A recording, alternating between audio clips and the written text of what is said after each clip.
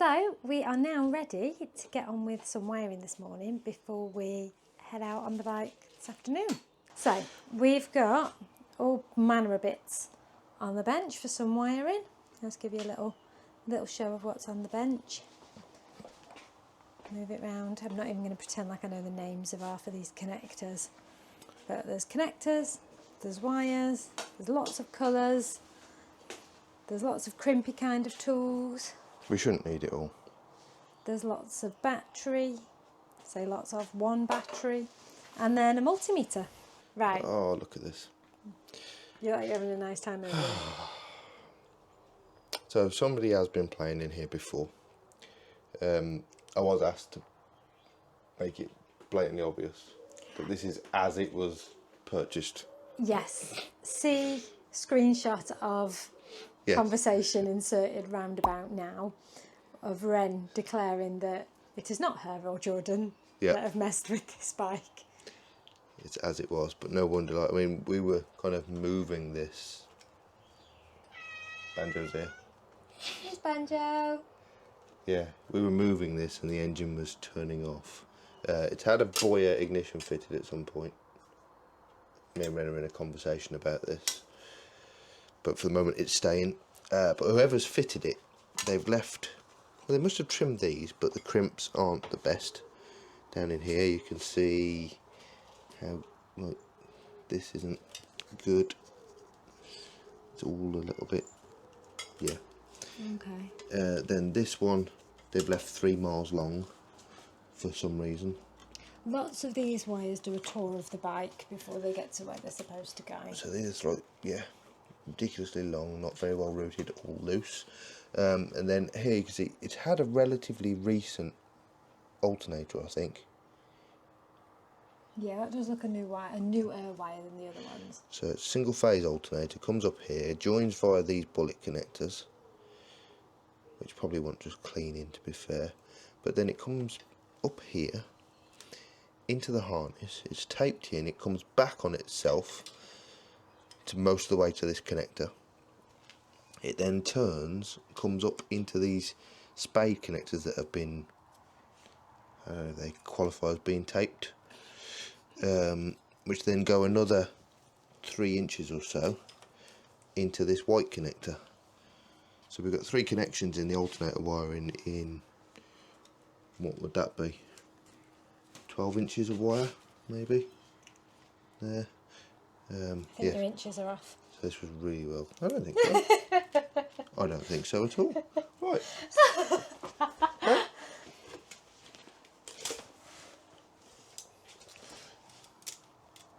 I'm going to say that's 12 inches. It's not 12 inches. That wire's curved there. That's straight. That's not straight. That's 12 inches. That's a bloody good guess. Anyway, as you've just seen, that one literally just fell out. And that one. It just happened. So we're going to be... You didn't touch it, it just fell. We're going to be correcting all that. That's coming out. Then we've got... This is the main positive into the harness, which you can see has then had a solder joint and some heat shrink. Then an extension into here onto that spare. Onto...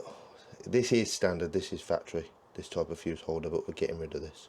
Oh, yeah, because it's cracked there, look, it's open. Yeah, so then, I mean, this is factory as well.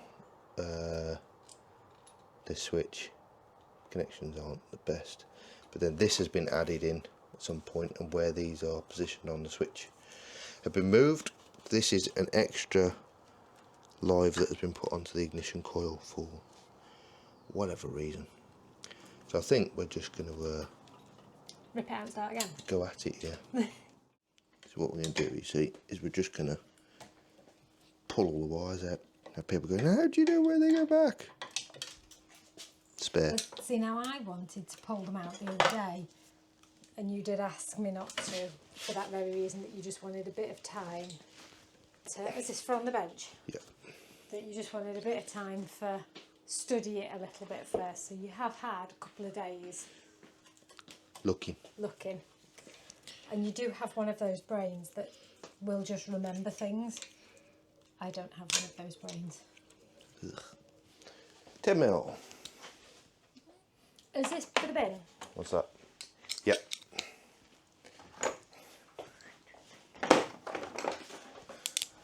Tidy up as we go along.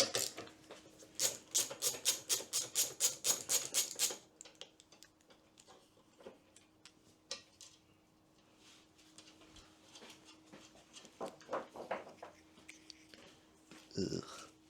But That's the meme that is stuck in our house, isn't it? Yep.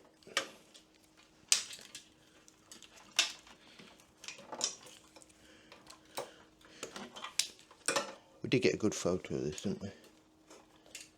Yeah. Set that off. Set that off.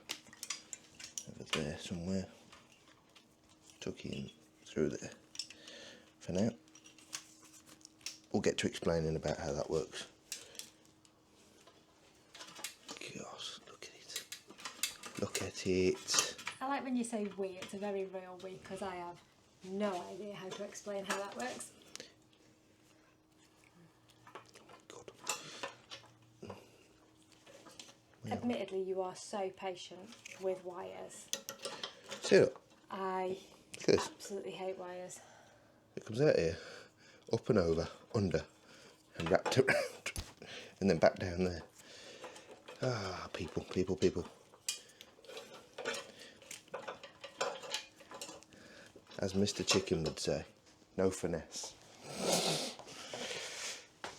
I sent him a picture of this actually yesterday. Alright.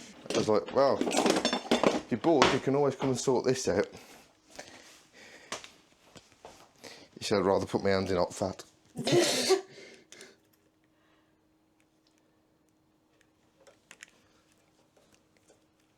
Learned a lot from Mr. Chicken. He's somebody that Joe used to work with. Genius. Absolute genius. Just got an eye for things. Really, really highly skilled electrician.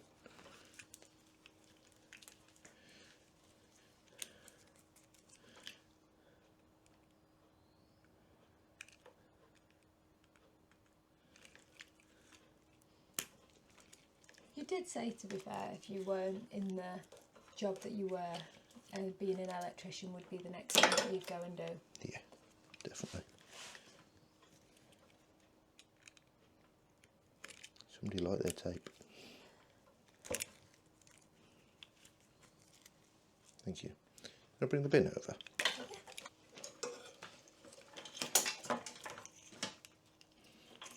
Love it. Oh, found it, found it, found it. Yeah. I like it when that happens.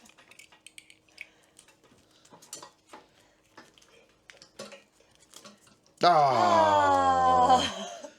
No. You don't need this much tape. And make sure they're all going to stay together. They're going on a big journey, them wires. The problem, there is a thing. So if you over tape a harness like this and it ends up rigid, then you take the flexibility out so it doesn't cope with the fatigue. Because you focus. The fatigue? Yeah, so as everything's moving, you get the vibration, you get this slight bit of movement. Right. If you don't allow the harness itself, obviously it won't be as flexible as a single wire, but if you don't allow it to do that, Right. and you bind it right up, wherever the central focus point of the stress is, it will all sit in one place. Okay. And then you can work hard on the copper.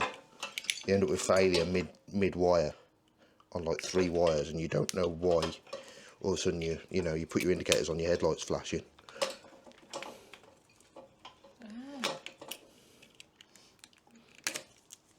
So it's almost... See, wires are hard because I coil wires up, which you don't like, because that equally... It's okay coiling up, Make but it good. it's the method of coiling. So when you wind a wire, you're supposed to put a turn in it, not like yanking it, but a turn in it and let it coil up on its own. Okay. Whereas you'll go pull them all tight and... But But what I'm learning here is wires don't like to be manipulated too much, so to be either too rigid and manipulated to be straight and no flex, or to be manipulated and to be twisted. Yeah. I mean, it depends on the grade as well, you know. The thing is, a lot of cabling, especially automotive stuff, unless you pay through the nose, which I doubt Royal Enfield will with the price point of the bike, the copper purity isn't great.